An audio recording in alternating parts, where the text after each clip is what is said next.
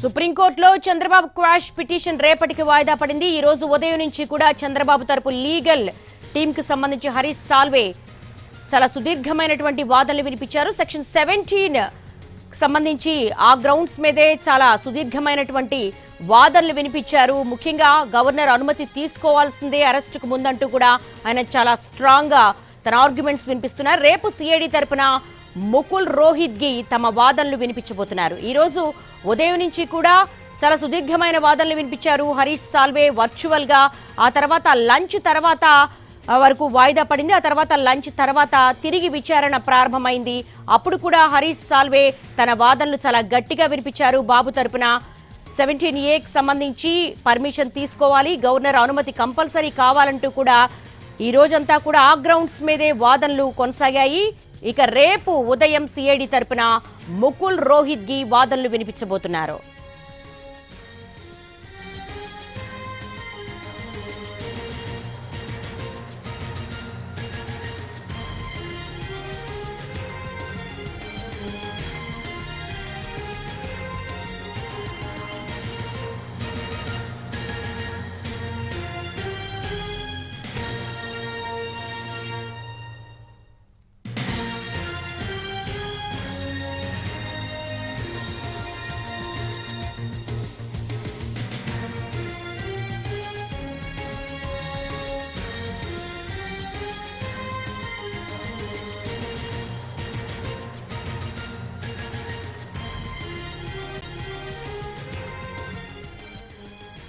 సుప్రీంకోర్టులో Chandrababu quash petition పై విచారణ రేపటికి వాయిదా పడింది। రేపు కూడా వాదనలు కొనసాగనున్నాయి। సిఐడి తరపున వాదనలు వినిపించనున్నారు ముకుల్ రోహిత్గి। చంద్రబాబు క్వాష్ పిటిషన్ పై సుప్రీంకోర్టులో చాలా సుదీర్ఘమైనటువంటి వాదనలు జరిగాయి। చంద్రబాబు తరపున సీనియర్ న్యాయవాది హరీష్ సాల్వే తన వాదనలు వినిపించారు। 17A చుట్టూనే వాదనలు జరిగాయి। రాజకీయ కారణాలతో టార్గెట్ చేయకుండా సెక్షన్ 17A తీసుకొచ్చారన్నారు హరీష్ సాల్వే। 2021 సెప్టెంబర్ 3న కేంద్రం దీనికి సంబంధించిన విధి విధానాలు రూపొందించిందన్నారు। అరెస్టుకు ముందుగా అనుమతి తీసుకోవాల్సిందేనని ఆయన వాదించారు। 2018లో నేరం జరిగిందన్న వివరాలు రిమాండ్ రిపోర్టులో పెట్టలేదన్నారు హరీష్ సాల్వే। 1959లో సుప్రీంకోర్టు తీర్పును కోట్ చేశారు హరీష్। చట్టంలో చేసిన సవరణలు రెట్రోస్పెక్టివ్ గా వర్తిస్తాయన్నారు। విచారణ సందర్భంగా జస్టిస్ బేలా త్రివేది కీలక వ్యాఖ్యలు చేశారు। 17A అనేది అవినీతి నిరోధానికి ఉండాలే కానీ కాపాడేందుకు కాదు అన్నారు। 17Aలో చాలా అంశాలున్నాయన్న జస్టిస్ బేలా త్రివేది ముందు జరిగిన నేరాలకు 17A వర్తిస్తుందా లేదా అన్నది చూడాలన్నారు। ఇక దానికి సంబంధించి కూడా ఈ రోజు చాలా సుదీర్ఘమైనటువంటి వాదనలు జరిగాయి। అయితే ఈ రోజు కేవలం చంద్రబాబు నాయుడు తరపున లీగల్ సెల్ వాదనలు వినిపించింది। ఇక రేపు ఉదయం సిఐడి తరపున ముకుల్ రోహిత్గి తన వాదనలు వినిపించబోతున్నారు। 17A వర్తిస్తుందా లేదా, ముందస్తు అనుమతి ఏ విధంగా తీసుకోవాలి అన్న అంశానికి సంబంధించి గతంలో సుప్రీం ఇచ్చినటువంటి కొన్ని కేసులను కూడా కోర్టు చేయడం జరిగింది। దీనికి సంబంధించి కూడా ఈ రోజు చాలా స్ట్రాంగ్ గా వాదించారు హరీష్ సాల్వే వర్చువల్ గా। సిఐడి తరపున ఇక వాదనలు వినిపించబోతున్నారు ముకుల్ రోహిత్గి। చంద్రబాబు క్వాష్ పిటిషన్ పై చాలా సుదీర్ఘమైనటువంటి వాదనలు జరిగాయి। సీనియర్ న్యాయవాది హరీష్ సాల్వే 17A గ్రౌండ్స్ మీదే తన స్ట్రాంగ్ ఆర్గ్యుమెంట్స్ అన్ని కూడా వినిపించారు। కేవలం ఇది పొలిటికల్ మోటివేటెడ్, రాజకీయ కారణాలతో టార్గెట్ చేసినటువంటి కేసుగా ఆయన ఎస్టాబ్లిష్ చేసే ప్రయత్నం చేశారు।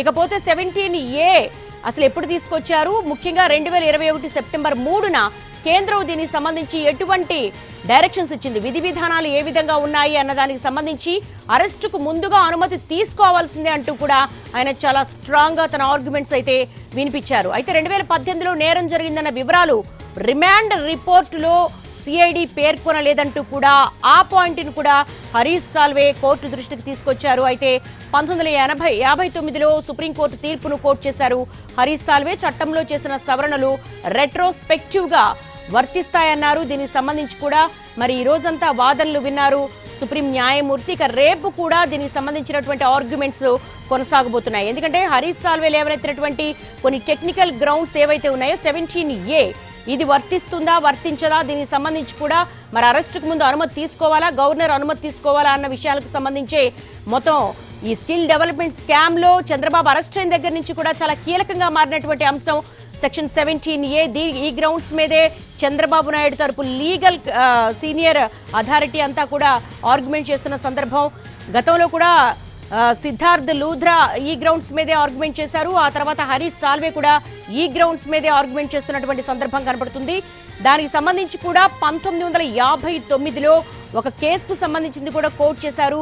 అలాగే సుప్రీం న్యాయమూర్తి దృష్టికి తీసుకొచ్చారు. అంతేకాకుండా సిఐడి రిమాండ్ రిపోర్ట్ సందర్భంగా 2018కి సంబంధించి కూడా ఎలాంటి మెన్షన్ చేయలేదు రిమాండ్ రిపోర్ట్లో అంటూ కూడా ఆయన కోర్టు దృష్టికి తీసుకొచ్చారు. దీనికి సంబంధించి కూడా సుప్రీం న్యాయవాది కూడా మరి హైకోర్టు ఇదంతా పరిశీలించిందా అని కూడా ఒక సందర్భంలో మధ్యాహ్నం జరిగిన ఆర్గ్యుమెంట్స్ లో అడగడం జరిగింది. దీనికి సంబంధించి మరి సిఐడి తరపున ముకుల్ రోహిత్గి సుప్రీంకోర్టులో వాదనలు వినిపిస్తున్నారు. ఆయన మరి హరీష్ సాల్వే కోర్టు దృష్టికి తీసుకొచ్చినటువంటి గ్రౌండ్స్ ఏవైతే ఉన్నాయో టెక్నికాలిటీస్ కు సంబంధించి మరి రేపొద్దున ఏ విధంగా విచారించబోతున్నారు, ఏ విధమైనటువంటి ఆర్గ్యుమెంట్స్ వినిపిస్తున్నారు, ఇక రేపు కూడా ఈ స్పెషల్ క్వాష్ కి సంబంధించి కూడా ఆర్గ్యుమెంట్స్ కొనసాగే అవకాశం ఉన్నట్టుగా తెలుస్తుంది. 2 తెలుగు రాష్ట్రాల్లో కూడా సంచలనం రేపిందనుకోవచ్చు. స్కిల్ డెవలప్మెంట్ స్కామ్ కు సంబంధించి మాజీ ముఖ్యమంత్రి టీడీపీ అధినేత చంద్రబాబు నాయుడు రాజమండ్రి సెంట్రల్ జైల్లో ఆయన రిమాండ్ ఖైదీగా ఉన్నారు.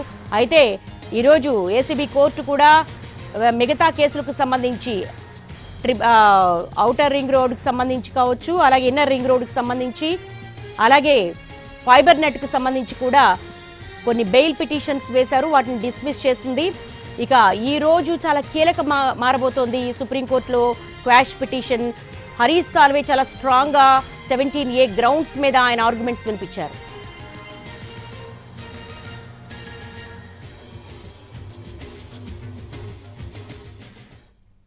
సుప్రీంకోర్టులో చంద్రబాబు క్వాష్ పిటిషన్ పై విచారణ రేపటికి వాయిదా పడింది. ఈ రోజు సుదీర్ఘమైనటువంటి వాదనలు వినిపించారు చంద్రబాబు నాయుడు తరపున హరీష్ సాల్వే. దీనికి సంబంధించి మోర్ అప్డేట్స్ ఢిల్లీ నుంచి మా ప్రతినిధి రాజు అడిగి తెలుసుకుందాం. రాజు, ఈ రోజు చంద్రబాబు నాయుడు తరపున సీనియర్ న్యాయవాది హరీష్ సాల్వే చాలా స్ట్రాంగ్ గా 17A గ్రౌండ్స్ మీద ఆ టెక్నికల్ పాయింట్ మీద ఆయన ఆర్గ్యుమెంట్స్ వినిపించారు. సో దట్ ఈ రోజు వరకు కూడా కేవలం ఆయన ఆర్గ్యుమెంట్స్ కొనసాగుతాయా? రేపు ఉదయం కూడా మరి సిఐడి తరపున ముకుల్ రోహిత్గి ఏ విధమైనటువంటి కౌంటర్ ఇవ్వబోతున్నారు? ఎస్ దేవి, వాస్తవానికి ఈరోజు ఏదైతే చంద్రబాబు వేసినటువంటి క్వాష్ పిటిషన్ పైన ఖచ్చితంగా ఒక ఫైనల్ ఆర్డర్ వస్తుందని చెప్పి అందరూ భావించినటువంటి పరిస్థితి కనిపించింది. కానీ ఎవరైతే చంద్రబాబు తరపున వాదనలు వినిపించినటువంటి సీనియర్ కౌన్సిల్ హరీష్ సాల్వే వాస్తవానికి గతంలో ప్రతి విచారణకు కూడా వీడియో కాన్ఫరెన్స్ ద్వారానే హరీష్ సాల్వే హాజరయ్యేవారు. కానీ ఈ రోజు నేరుగా సుప్రీంకోర్టుకు హరీష్ సాల్వే అపియర్ అయ్యారు. అంతేకాదు ఎప్పుడైతే భోజనానికి ముందే ఈ కేసు వచ్చేసింది, అంటే 59వ కేసుగా జస్టిస్ అనిరుద్ధ బోస్, జస్టిస్ బేలాయం త్రివేదిల ధర్మాసనం ముందు కేసు వచ్చేసింది. అయితే ఆ సందర్భంగా వాదనలు ప్రారంభించగానే ముందుగా భోజనాన్ని పూర్తి చేసుకుని వచ్చాక ఇది కంటిన్యూ చేద్దాం అనుకున్నారు. సో ఆ విధంగానే తిరిగి 2 గంటలకు ప్రారంభమైనటువంటి కోర్టులో చంద్రబాబు క్వాష్ పిటిషన్ పైన విచారణ ప్రారంభమైంది. సుదీర్ఘంగా 2 గంటల పాటు సీనియర్ కౌన్సిల్ హరీష్ సాల్వేనే తన వాదనలు వినిపించారు. ప్రధానంగా చంద్రబాబు కేసులో 17A వర్తిస్తుంది. ఇప్పుడు ఏదైతే అరెస్టు చేసినటువంటి విధానంలో కావచ్చు, ఆ తర్వాత రిమాండ్ కు పంపినటువంటి వీటన్నిటికి కూడా 17Aను ప్రొసీడింగ్స్ అసలు ఫాలో కాలేదు.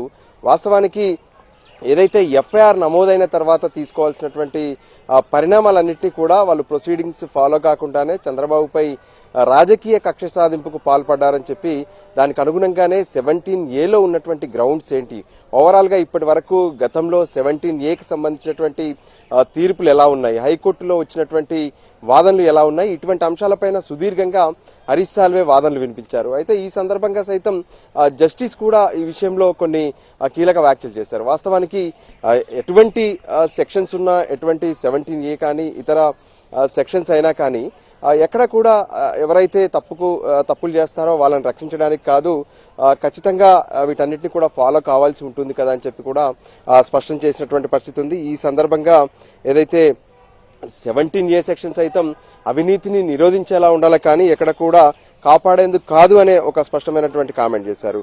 ఇక మరోపక్క ఈ 17A అమెండ్మెంట్ ఏదైతే ఉందో, అంటే జూలై 2018లో ఈ అమెండ్మెంట్ చేశారు. సో దానికంటే ముందు ఈ కేసును తీసుకోవాలా, ఆ తర్వాత జరిగినటువంటి ప్రొసీడింగ్స్ ను ఫాలో కావాలనే దాని మీదనే ఇక్కడ సుదీర్ఘంగా వాదనలు వినిపించినటువంటి పరిస్థితి కనిపించింది. సో ఇప్పటికీ చంద్రబాబు తరపున హరీష్ సాల్వే తన తరపు వాదనలో ప్రత్యేకంగా తను చెప్పింది ఒకటే, అంటే ఎప్పుడైతే ఈ కేసు ఎఫ్ఐఆర్ అయిందో, ఎఫ్ఐఆర్ అయ్యే నాటికి 17A అమెండ్మెంట్ జరిగింది. సో దానికి అనుగుణంగానే ఖచ్చితంగా 17A చంద్రబాబుకు వర్తిస్తుందని చెప్పారు. అయితే ఈ రోజు ఎక్కడా కూడా ప్రభుత్వ తరపున వాదనలు వినిపించే అవకాశం కనిపించలేదు. సో సుదీర్ఘ వాదనల తర్వాత రేపు ఉదయం ప్రభుత్వం తరపున సిఐడి తరపున ముకుల్ రోహిత్ సీనియర్ అడ్వకేట్ గా ఉన్నారు సుప్రీంకోర్టులో, ఆయన వాదనలు వినిపించబోతున్నారు. సో మొత్తానికి ఈ రోజు హరీష్ సాల్వే వాదనతోనే చంద్రబాబు కేసు విచారణ ఈ రోజుకు ముగిసింది. రేపు మరోసారి చంద్రబాబు కేసు విచారణ కొనసాగనుంది. దానికి సంబంధించి ప్రభుత్వం తరపున ముకుల్ రోహిత్ తన వాదనలు వినిపించబోతున్నారు. ప్రభుత్వం తరపున వాదనలు కూడా చూస్తున్నాము. ఎప్పుడైతే 2018 జూన్ నెలలోనే ఈ డిజైన్ టెక్ కంపెనీకి సంబంధించినటువంటి జిఎస్టీ అవకతవకల విషయంలో మహారాష్ట్ర నుంచి వచ్చినటువంటి ఏదైతే ఉందో, మహారాష్ట్ర నుంచి వచ్చినటువంటి ఆర్డర్స్ ప్రకారం వెంటనే అప్పుడున్నటువంటి ప్రభుత్వమే ఈ కేసులో స్కిల్ డెవలప్మెంట్ కి సంబంధించినటువంటి కేసులో విచారణను ప్రారంభించారు. సో దాన్ని బేస్డ్ గా తీసుకునే మేము ఈ కేసులో 17Aకు అంటే చంద్రబాబుకు వర్తించదనే విషయాన్ని స్పష్టం చేస్తున్నాము. అంతేకాదు ఈ కేసులో ఎంతో మందిని విచారించిన తర్వాత సైతం తమకు ఎన్నో ఆధారాలు కూడా ఉన్నాయని చెప్పి స్పష్టం చేసినటువంటి పరిస్థితి కనిపించింది. సో మొత్తానికి రేపు కూడా ఇదే వాదనలు వినిపించే అవకాశం స్పష్టంగా కనిపిస్తుంది.